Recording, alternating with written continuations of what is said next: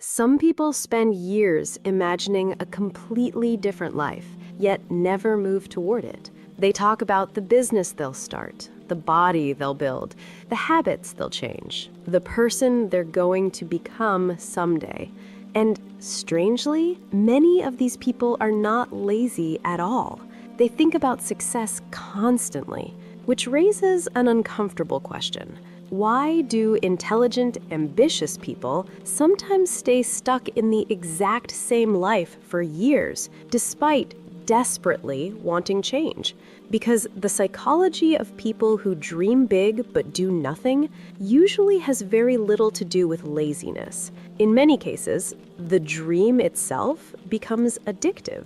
Not the hard reality of building a better life, but the emotional comfort of imagining one. Some people become trapped between imagination and action, between who they are and who they hope they'll become someday. And over time, thinking about change starts feeling strangely similar to actually changing. They research, plan, visualize, watch motivational videos, rewrite goals, mentally rehearse entire futures. For a brief moment, it feels productive, but weeks quietly become months, and months become years. Because the human mind can simulate progress so vividly that it temporarily rewards imagination the same way it rewards real movement. And the strangest part?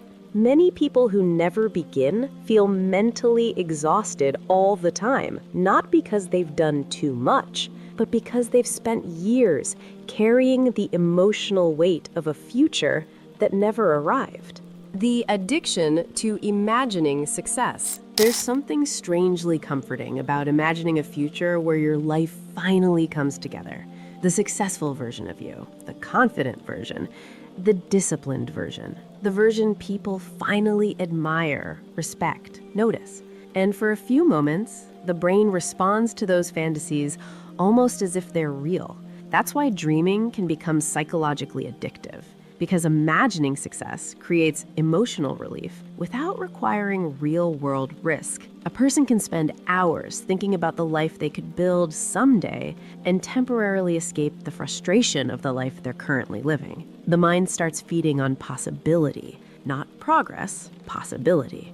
And this is where many people quietly become trapped, because emotional excitement can start feeling dangerously similar to actual movement. Researching feels productive. Planning feels productive. Watching self-improvement videos feels productive. Even talking about change can briefly feel like progress. But deep down, their real life remains untouched. Some people become addicted to preparing for a future they never enter. They organize, visualize, rewrite plans, wait for motivation, wait for clarity, wait for the perfect version of themselves to finally appear. Ever notice how motivated people suddenly feel late at night? Everything feels possible then. They imagine waking up early, fixing their habits, starting over, becoming disciplined, reinventing their entire life. And in those moments, the future feels so emotionally vivid, it almost feels real already. But the next morning, reality returns. Because fantasy has no resistance. Real life does. Real action introduces embarrassment, uncertainty, failure, judgment, setbacks, and the terrifying possibility that the dream may unfold very differently than they imagined. So instead, many people stay emotionally attached to the idea of change, while quietly avoiding the discomfort required to create it. And over time, something dangerous starts happening psychologically. The dream stops becoming a destination and slowly becomes an escape from reality itself. Fear disguised as perfectionism. One of the biggest misconceptions about people who never start is that they simply don't care enough. But often they care too much, because the bigger a dream becomes in someone's imagination, the more terrifying it becomes to test in reality. What if they fail? What if they're not as talented as they hoped? What if the version of themselves they've been imagining for years doesn't actually exist? So instead of moving forward imperfectly, they wait. They wait for clarity, for confidence, for motivation, for the right time. But psychologically, perfectionism is often just fear wearing a more intelligent disguise, because if someone never fully tries, they never fully lose. An unfinished dream can still feel perfect in the imagination. Reality is what threatens it. That's why some people stay trapped in preparation for years. They research endlessly, consume advice, adjust plans, restart routines, promise themselves they'll begin seriously soon. But sometimes not ready yet slowly becomes an identity. And the frightening part is it can feel responsible. It can feel smart, careful, thoughtful, when in reality, the person is often avoiding confrontation because action forces people to see themselves clearly, not as the person they imagine themselves becoming someday, but as the person they actually are right now. And for many people, that realization feels deeply uncomfortable, so they overthink. They analyze every possible outcome, every possible mistake, every possible future. Some people mentally exhaust themselves rehearsing a life they haven't entered yet, until eventually the mind becomes tired before the first step is even taken. And this is how years quietly disappear, not through dramatic failure, but through endless hesitation disguised as preparation. The identity trap. After a while, the dream stops being just a goal. It becomes part of the person's identity. They start seeing themselves as someone with potential, someone intelligent, creative, capable, someone who could do incredible things someday if they ever truly applied themselves. And strangely, that identity can become emotionally comforting because potential is safe. Potential cannot fail. Potential cannot be judged. Potential always leaves room for the fantasy of greatness later. Real action changes that.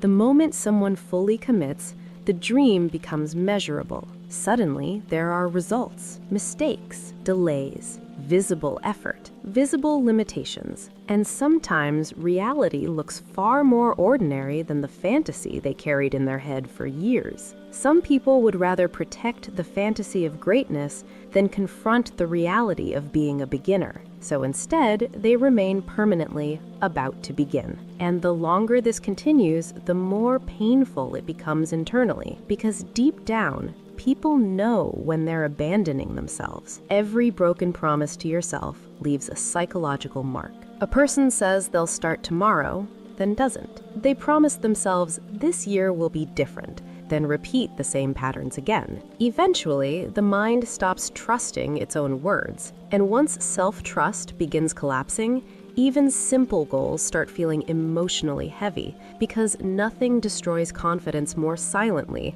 than repeatedly watching yourself avoid the life you keep saying you want. Over time, the person slowly becomes a spectator to their own potential, watching other people move forward, watching time move forward, while they remain emotionally attached to a future that never arrives. And the tragedy is, most people who dream big are not lacking intelligence. They're trapped between the comfort of imagination and the fear of reality. Dreaming versus escaping. Dreaming about a better life is not the problem. In many ways, dreams are necessary. They give people hope, direction, meaning. They remind someone that life could still become more than what it currently is. But there's a difference between dreaming about life and hiding inside imagined versions of it, because fantasies can slowly become emotional shelters, a place where someone feels successful without risking failure, important without being tested, hopeful without changing,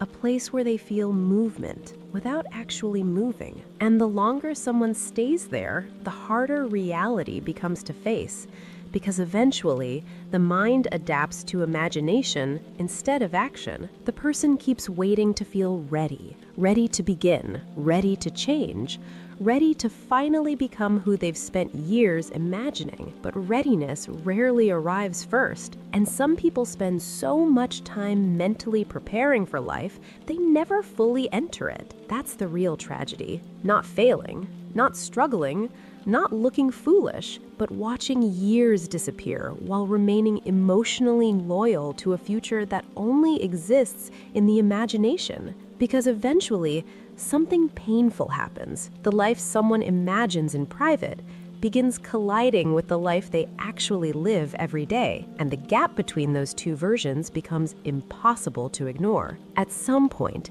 every person has to decide, will the dream remain a place to escape into, or finally become something real enough to risk failing at? Outro. If this video felt a little too personal, or reminded you of someone you know, then chances are this pattern is far more common than most people realize.